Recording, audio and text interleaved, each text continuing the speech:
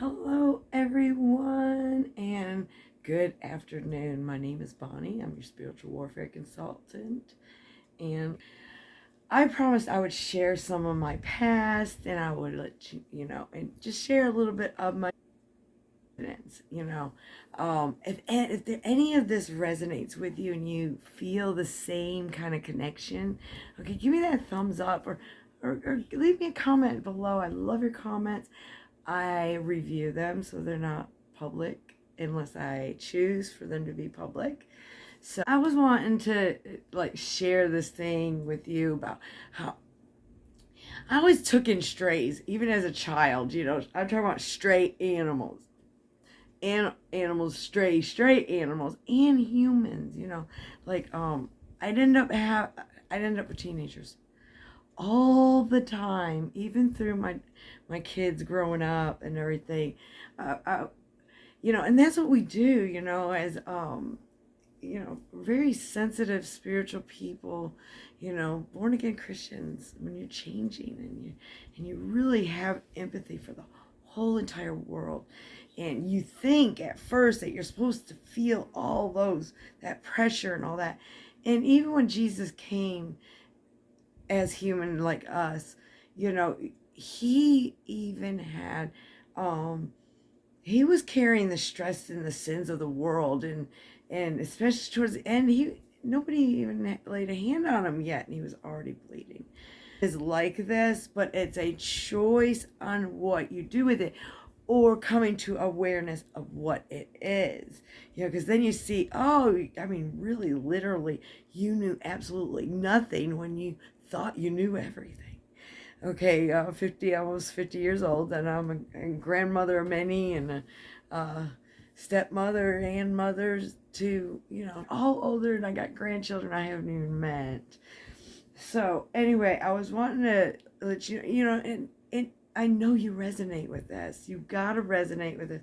We just feel it, and you do. You just want to help everyone that's in pain. When I truly realized how much protection and how much healing in my life, and realizing it was God's mercy on me when I was hard on myself emotionally, and I still have anxiety. These things are manageable. You can get to the point where you have awakening and you understand what you need, and you can serve yourself. When you can serve yourself and manage things doctors try to put on you or whatever. Highly sensitive people, born again, Christian, just born again, just in like a whole new life. It's like truly amazing. Okay, and like I said before, when the Lord does for me and I'm healed and I'm not in pain or in any suffering, I want to help other people out there. And it is really a choice and the right timing.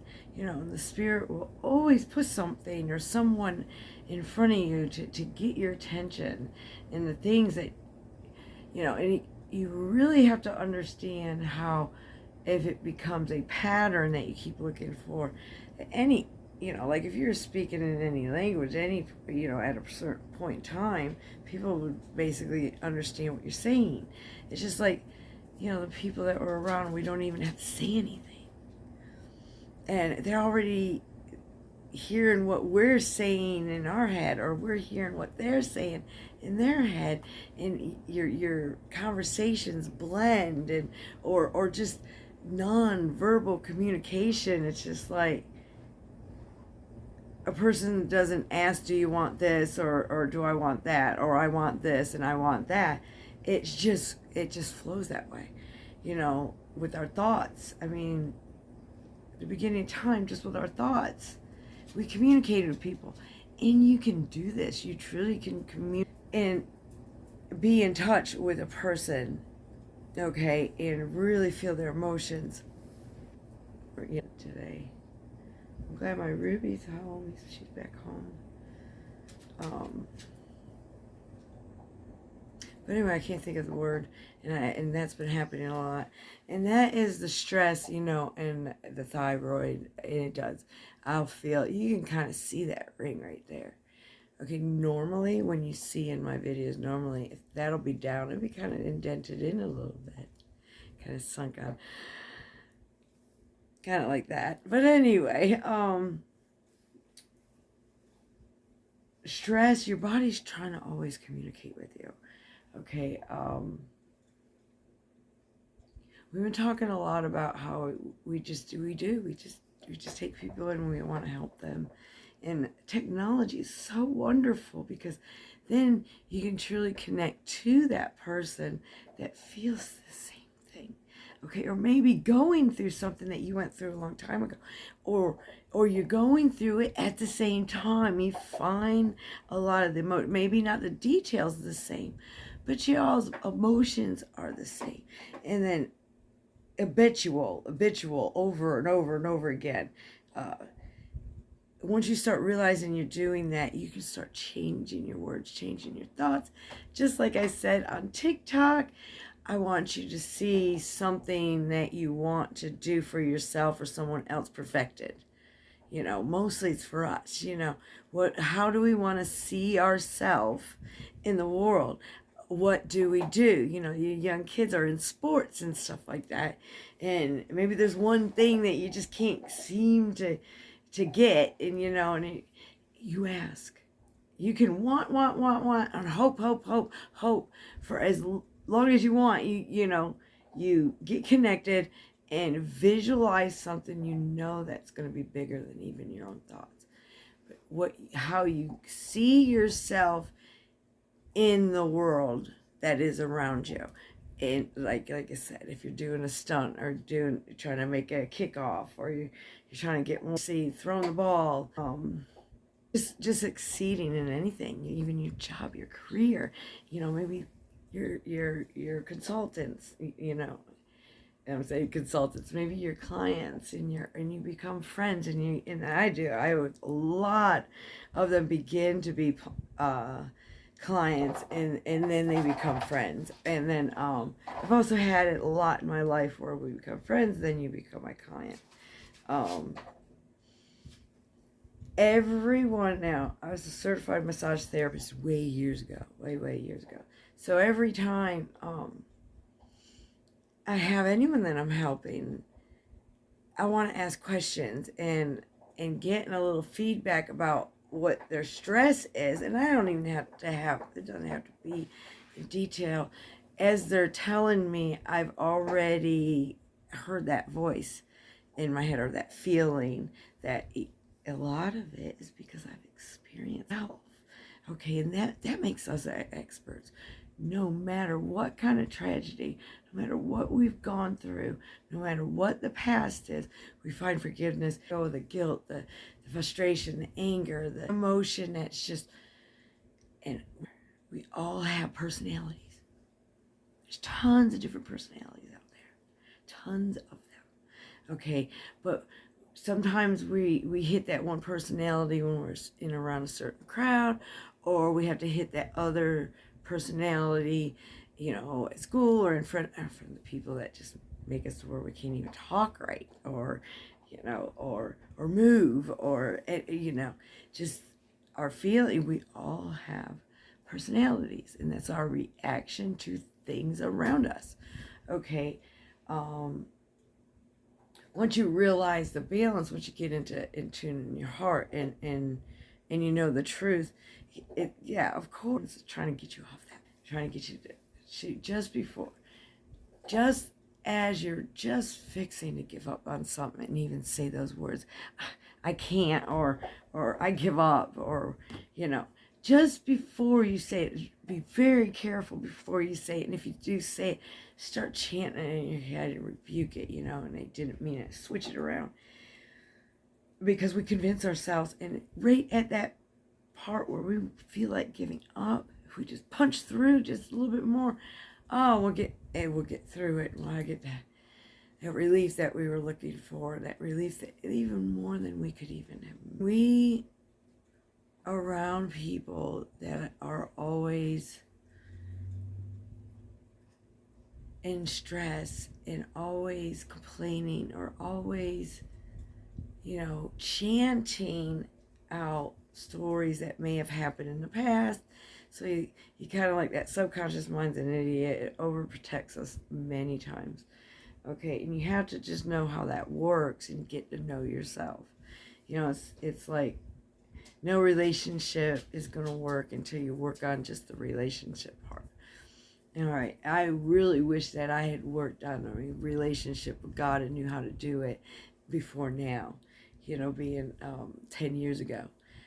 10 years ago, that was my true awakening, and realizing all the pain I was holding in wasn't just mine, it was everybody else's. All the hatred that had been, embedded in my mind and said, and all the tragedies, I've always had it positive that, I survived that. Okay, it's sometimes it's very, very hard to get there, where you're like, okay, wait a minute here. I've forgotten to actually take a look around and see how I got through it the last time, or how that one tragic thing may manifest in your family and all that. So it's realizing the pattern and the recall, and actually seeing yourself in your generation, your mothers, your grandmothers, how you were raised, how you were properly loved, or if you weren't. There's only two types of, and as I say, there's a lot of personalities out there. Okay, and you see it on TV. There's some of them out there that are really, really truthful.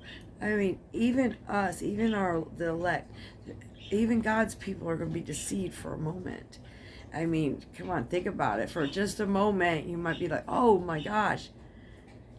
And you catch yourself from thinking badly or thinking some bad thought. Maybe you're concerned about a family member and you know what they used to do, and you start thinking it, which is already hard enough that they're dealing with their own energy, and then to feel it from other people. Even, I like to look at things when they happen, even though they're repetitious, that they happen to show up so that you can destroy what you didn't destroy the last time you went through it, or it just reoccurs in someone else. Someone else gives you that, oh man, wow, yeah, you're absolutely right. It's just like a recall, and it's always there in the back of your head, but you don't know why. There's just something that you can't do, or something that you are doing to yourself. And you keep continuing to do it. You got to understand what is your true personality, and start evaluating yourself. That's born again and woken up, realizing that we sin too. We were in pain. What is it? You better watch him. I heard him out you too. Better watch him. I love my babies. But anyway, I have also done a lot of training with dogs, horses as a very young child. So lead rope and dance and Western style. Hop on here and let you know is that when someone is compulsive in acting, that they have that sociology out there, or I mean, it is really, really hard on the actors too, and they've had them. I'm trying to remember if it's over here, over there, the camera. Anyway, you understand that there truly are people out there that don't feel like we do. That's why they need us. Okay, it's very extremely hard to train up, like I said before, narcissistic personality disorder, NPD, we're attracted to that HSD, highly sensitive people. They want to just help everyone. Okay, so we fall into that entrapment where we're kind of like we're a robot to someone. you know, giving them what they want, maybe doing things that we normally wouldn't do, or that we normally, or we just keep repeating them in a relationship. And when it's like that, we're constantly giving people that are in so much pain and have maybe a multiple personality disorder. Okay, those clients, you can see their face change, their voice changes, mine changes, everybody's voice changes depending on whom they're talking to. Okay, which I'm very flexible at that. I'm okay for that. And then it's like a norm for me. So I don't even realize I'm doing that. Multiple personality disorders are ones that take over your life, like keep you from going outside, because it's like I'm thinking every time I go somewhere, something happens with my animals or something, just, or I take them with me. I just have to take them with me. You know, I can't leave, you know, because I'm so concerned, so worried about it. But when you realize that that's controlling your life and keeping you from ever getting out there, it's always, if there's a personality, like the way something makes you react, okay, and it's a pattern that you're constantly repeating in fears and hopes to keep that one loved one, or maybe something that you're doing to try to run them off, because lots of times men are warriors, and they got to be forced in competitive kind of way, and you have to do that, you know. So it's almost like it's when you get to the dangerous multiple personality disorders are things that you normally wouldn't do, that would just totally run the concept of everything in your life. And it's like everything you turn around, it's almost like you're thinking constantly bad things are going to happen all the time, and they just keep on happening. Or, you know, it's like seeing, I mean, maybe your family's prone to having, you know, tires blow on their car, or radiators blow, or they're prone to all the time there's a gasket breaking, you know. It's because the others perceived it. You perceived it younger, in a younger age, and that's what, you know, kind of like a curse, a stronghold from generation to generation. And it can really get serious in a sense and in a way where it's like, my mom did at first in her life, you know. It's like when she got older, she was much more healthier when she got older. She wasn't popping pills, and she wasn't constant. She was not at all. But I remember growing up, there was always something wrong with my mom. And if somebody else was going through it too, she'd say, "Oh, I went through that too, and this is that, and this is what happened to me." Or the other person might suggest, if a flare-up comes up, do this, and that other person says, I did it once and it didn't work. The thing is lots of times when we do it once or even twice, whatever the case might be, it doesn't always work. And you got that you know, a subconscious mind, a Satan's voice telling you, this stuff don't work, you're stupid, look how stupid you look, that's just so silly, what is everyone going to think about you? You know, you get all that, you know, the subconscious mind, because maybe that's what you've seen it happen, you know. And our eyes when they perceive things, that's why I don't mind closing my eyes and seeing where I'm at through my eyelids. Okay, and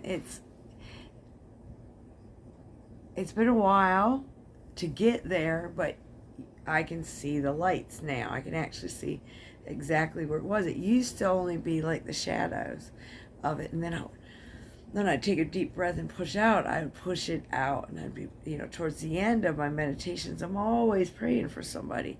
You know, someone might have came in as I was meditating that I don't normally hang out with them anymore. I don't know them, and maybe lots of times they don't like me. Lots of times they don't like me. There's something that we just don't click. We both don't click. And I've had a lot of friends out there that hated me before that we even liked each other, you know. And that was a good thing, because you get out, you know, the enemy tries to keep you guys apart. Well, the enemy is going to use things to try to keep you apart. okay? And you're good when you're together, and even, when you magnify God, when you're magnifying God together, you're really, really good. So the Spirit will try to use that person with maybe a pet peeve that you used to have a pet peeve long ago, and it hasn't bothered you, God knows how long, and usually things don't, bother you or aggravate you, and all of a sudden this one thing will occur in someone they're trying to, make you argue so you never hook back up again or anything like that. And you got to push that demon away, even if it's something that aggravates that person and you're starting to do it again, or well, that person didn't seem like it bothered them before up till now. So you gotta understand how you really gotta have a relationship with your body, and have awareness of yourself, oneself. Then you can understand that you're feeling other people's emotions, and the Spirit's trying to get you guys to connect, okay?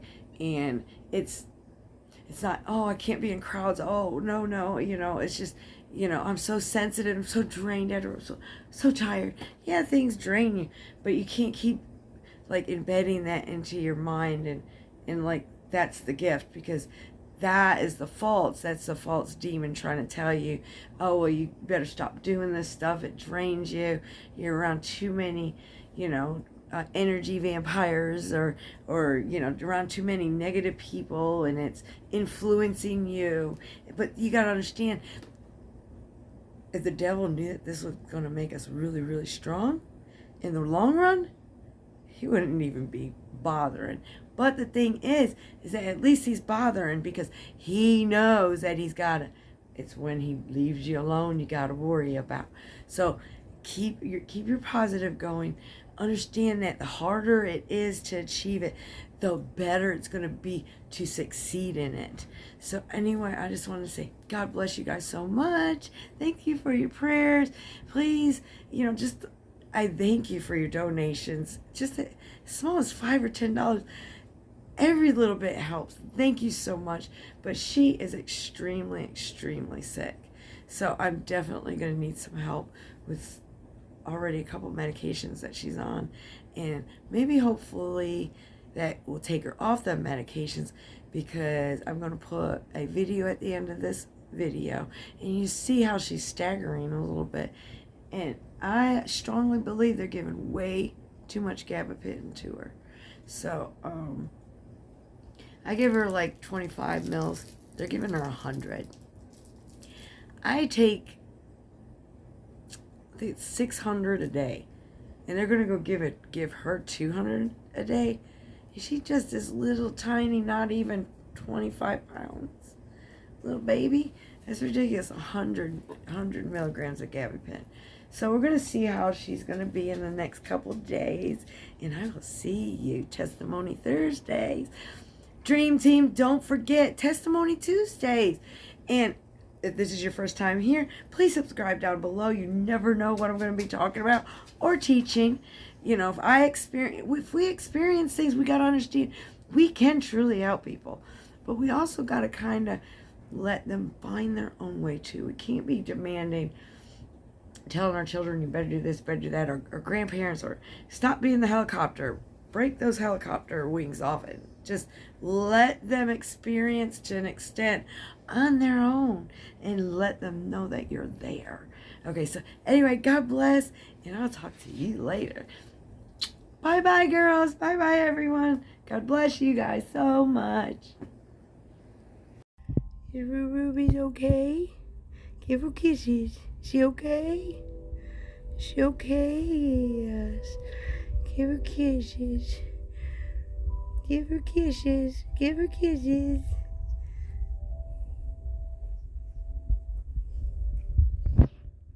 You my baby boys.